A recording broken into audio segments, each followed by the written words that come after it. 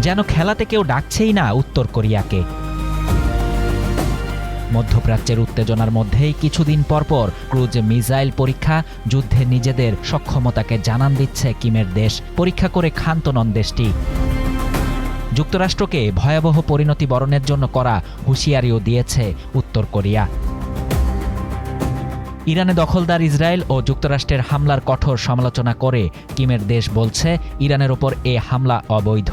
শুধু তাই নয়, ইরানের নতুন সুপ্রিম লিডার মোস্তফা খামেনিকে সম্মানও জানিয়েছে উত্তর কোরিয়া। নতুন লিডার নির্বাচন করাকে ইরানিদের পছন্দ হিসেবে অভিহিত করেছে দেশটি। এমনটাই বলছে সিএনএন। বিশ্লেষকরা বলছেন, তাহলে কি এবার ইরানের পক্ষ হয়ে সরাসরি সমরযুদ্ধে নামবে পারমাণবিক শক্তিধর দেশ উত্তর কোরিয়া? 11 মার্চ বুধবার উত্তর কোরিয়ার পররাষ্ট্র মন্ত্রণালয়ের এক মুখপাত্র বলেন, তারা ইরানে হামলার কঠোর নিন্দা জানান। ইসরায়েল ও যুক্তরাষ্ট্র মধ্যপ্রাচ্যের শান্তি স্থিতিশীলতা নষ্ট করছে। ইরানে অবৈধ হামলা চালিয়ে বিশ্বব্যাপী তারা স্থিতিশীলতা নষ্ট করছে।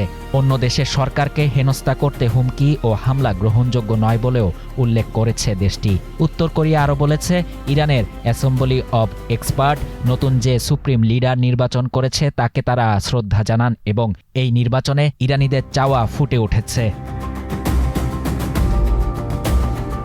এদিকে বুধবার কিম জং উন দেশের সর্বশেষ ও বৃহত্তম নৌ ধ্বংসকারী যুদ্ধ জাহাজ চো হিয়ন থেকে কৌশলগত ক্রুজ ক্ষেপণাস্ত্রের আরেকটি পরীক্ষা পর্যবেক্ষণ করেছেন। এ সময় কিম জং উন একটি শক্তিশালী ও নির্ভরযোগ্য পারমাণবিক প্রতিরোধ ক্ষমতা বজায় রাখা এবং তা সম্প্রসারণের কৌশলগত গুরুত্ব তুলে ধরেন।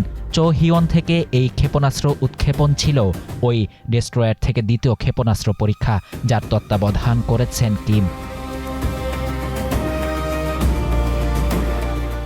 এর আগে যুক্তরাষ্ট্র ও দক্ষিণ কোরিয়ার বিরুদ্ধে পূর্ব এশিয়ার স্থিতিশীলতা ধ্বংস করার অভিযোগ করেছেন উত্তর কোরিয়ার নেতা কিম জং উনের বোন কিম ইয়ো জং।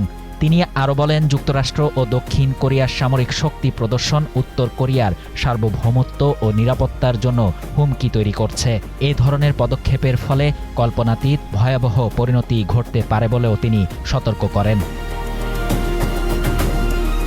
শাহরিয়ার শাফাত, বাংলা নিউজ 24।